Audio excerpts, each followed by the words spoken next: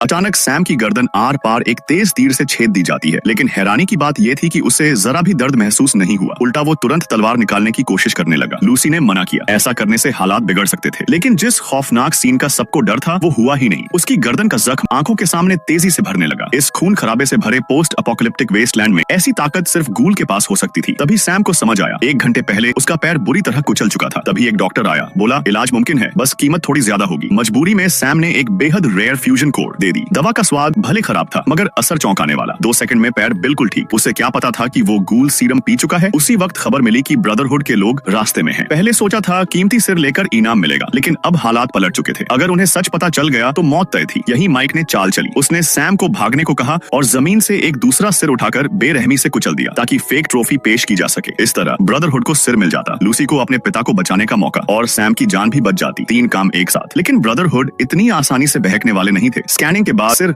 Authentic निकला। Mic को धोखाधड़ी का दोषी ठहराया गया। 2 मिनट बाद मौत की सजा। आखिरी मौके पर उसने कहा वो असली सिर तक ले जा सकता है और जान बच गई। उधर लूसी सिर लेकर मदर ऑफ फ्लेम कैंप पहुंच चुकी थी। वहां उसने देखा उसके पिता एक विशाल लोहे के पिंजरे में बंद थे। सामने जीना आराम से लंच कर रही थी और पास ही एक खामोश गूल बैठा था। लूसी ने सिर में बम लगाकर सबको साथ उड़ाने का सोचा, लेकिन आखिरकार शांति से बात करने का फैसला किया। जीना ने बिना देर किए सिर से एक चिप निकाली, कोल्ड फ्यूजन कोड। ये लिमिटलेस एनर्जी देता था, मगर एक्सेस कोड सिर्फ वॉल्ट कंपनी के टॉप एग्जीक्यूटिव्स के पास होता था। यही वजह थी कि उसके पिता को कैद किया गया था। फिर एक ऐसा सच सामने आया जिसे सुनकर लूसी टूट गई। असल में अपोकलिप्स के मास्टरमाइंड वही थे। अमीरों के एक ग्रुप के साथ मिलकर उन्होंने खुद न्यूक्लियर स्ट्राइक शुरू की, शहरों को मिटाया। इस बीच लूसी की माँ को वॉल्ट के पानी में कुछ गड़बड़ी दिखी। उसे समझ आ गया कि ऊपर जिंदगी लौट चुकी है। वो बच्चों को लेकर सरफेस भाग आए। लूसी को भी याद आया बचपन में वो सच में बाहर आई थी, लेकिन जब उसके पिता को ये पता चला तो उन्होंने बच्चों को जबरन वापस ले लिया और पूरे शहर को आग में झोंक दिया। सबसे दर्दनाक सच, उसकी माँ अब एक पहचान से परे गूल बन चुकी थी। लूसी ने एक्सेस कोड मांगा। शायद गिल्ट की वजह से उसके पिता मान गए। जैसे ही कोल्ड फ्यूजन कोर एक्टिवेट हुआ, ब्रदरहुड के साथ माइक वहां पहुंच गया। जीना ने मोर्चा संभाला। ब्रदरहुड की पावर आर्मर सेना शुरू में भारी पड़ी, लेकिन उन्होंने एक चीज इग्नोर कर दी, गूल। वो पहले भी ये आर्मर पहन चुका था और इसकी एक डेडली वीकनेस जानता था। जैसे ही उसने पावर सोर्स निकाला, 3 मिनट में सारे आर्मर ढेर हो गए। एक हेडलेस आर्मर लड़खड़ाता हुआ रूफटॉप पर पहुंचा। उसके पीछे माइक था। जब उसे पता चला कि पिंजरे वाला आदमी लूसी का पिता है तो उसने तुरंत उसे आजाद कर दिया। लेकिन लूसी ने सच बता दिया, यही आदमी जायन सिटी यानी माइक के होम टाउन को तबाह करने वाला था। गुस्से में माइक हमला करने ही वाला था। लूसी ने बंदूक उठाई, लेकिन पिता पर गोली चलाने की हिम्मत नहीं जुटा पाई। तभी गूल पीछे से आया। उसकी पत्नी और लूसी के पिता कभी साथ काम करते थे। वो जवाब चाहता था, बदला नहीं। उसने ट्रिगर नहीं दबाया। जाने से पहले उसने लूसी को साथ चलने का न्योता दिया। लूसी ने बंदूक उठाई, लेकिन गोली गूल पर नहीं बल्कि अपनी माँ पर चलाई ताकि उसे इस जिंदगी से मुक्ति मिल सके। उनके जाने के बाद माइक होश में आया। घायल जीना मशीन तक पहुंची।